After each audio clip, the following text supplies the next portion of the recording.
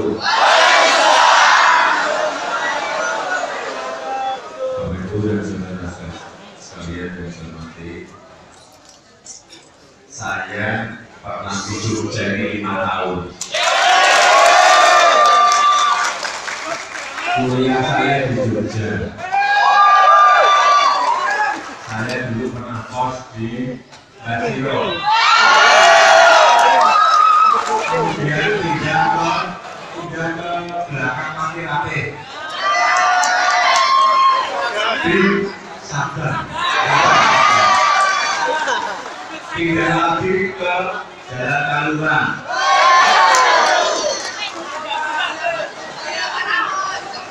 Nggak tahu semuanya pindah-pindah. Basiro, Sabar, pindah ke Jalan Kaluran. Tiap hari makan gudeg. Jadi Jogja ini bukan tempat yang baru, bukan tempat yang asing bagi saya. Kalau pas katenan saya selalu lihat di situ.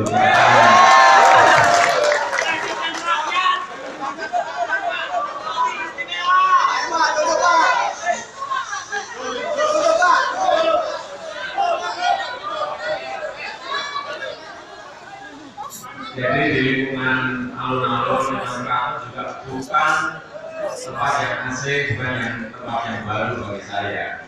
Apalagi yang namanya Malioboro dan Beringharjo yang tadi kita kunjungi juga bukan tempat yang baru buat saya. Kalau pas pusing-pusing jalan-jalan di Malioboro itu, karena belajar terus pusing. Kalau mau menurunkan tensi, memberikan pikiran juga kira-kira di Malioboro tidak biar apa kira-kira aja. Dan mobil apa nggak punya duit. Dan ngalor gitu aja. Tapi yang paling penting memang ini memang saya tidak boleh menyampaikan visi dan misi di sini saja disimpan sama visi dan misi tidak bisa. Karena dimulai kampanye baru besok pun masih kampanye damai. Sehingga di sini saya hanya menyampaikan itu aja. Yang berat-beratnya besok. Tetap di hati rakyat. Yang penting rasakan saya terhadap Jogja, terhadap warga Jogja sudah terobati.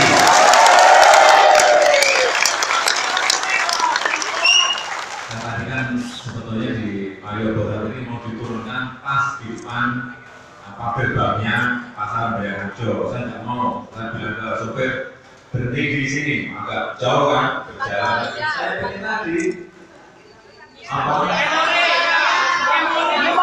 dia dulu itu viral ini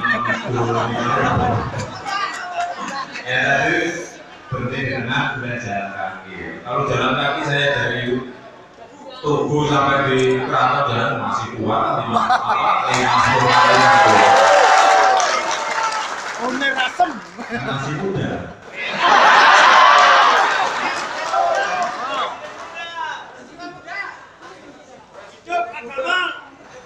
Jadi, ya tadi bisikan saya tadi mengenai penyampaian visi misi yang bisa nanti suatu saat saya kesini lagi bisa menyampaikan mengenai apa itu revolusi mental. Saya akan bisa menyampaikan lagi mengenai tol laut karena apa? Saya punya ngomong masalah tol laut. Orang berpikir ada tol di laut itu.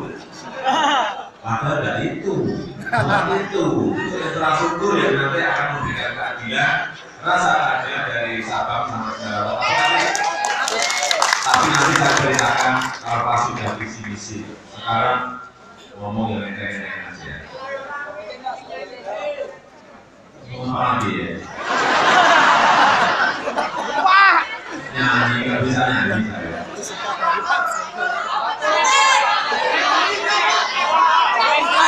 Balapan Solo. Solo balapan. Jadi saya dulu di Jogja tepatnya itu pas setengah tahun, saya kuliah di teknologi kayu di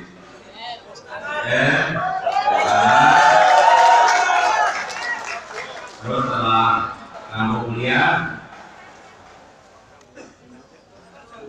ke Solo. Tukang kayu. Solo kedua ya kan, kemudian kerja di Aceh, kerja di Aceh 2 tahun, balik lagi ke Solo memulai usaha ekspor produk-produk kayu. Enggak, saya sekarang harus agak sombong sedikit, ekspor produk-produk kayu karena yang saya menyampaikan orang-orang kan Jokowi hanya tukang mebel,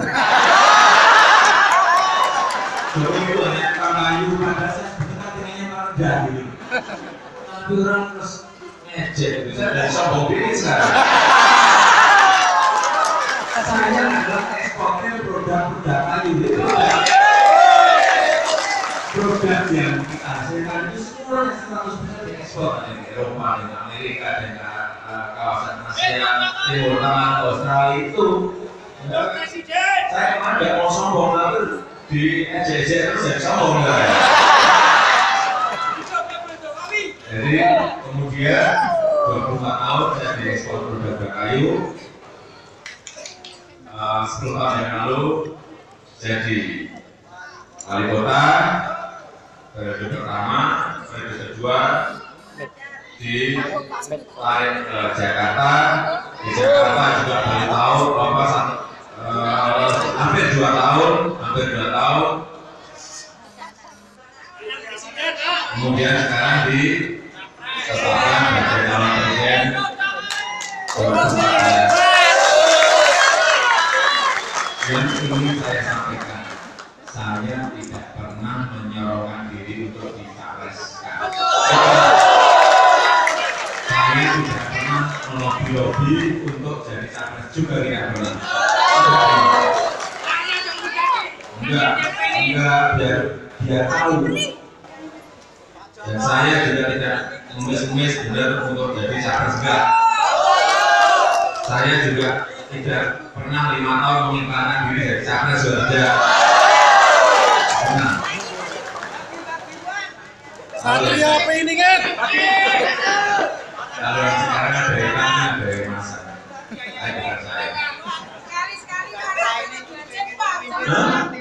Sekali-kali Pak. Kali-kali marah kan Pak? Dikira saya nggak bisa marah.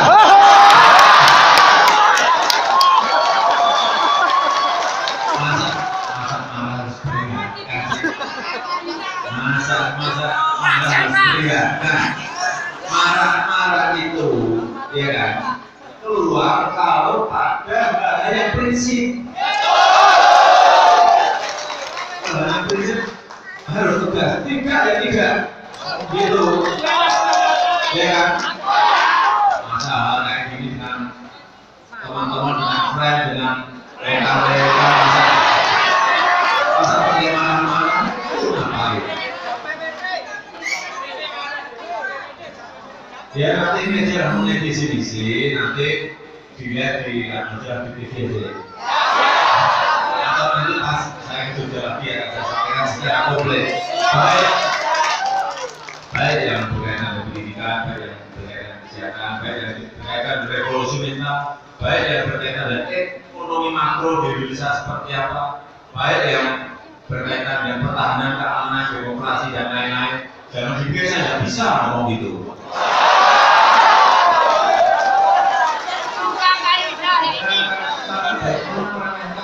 Jokowi itu tidak ngerti masalah internasional. Saya tiap hari 24 tahun itu hidup di internasional bisnis.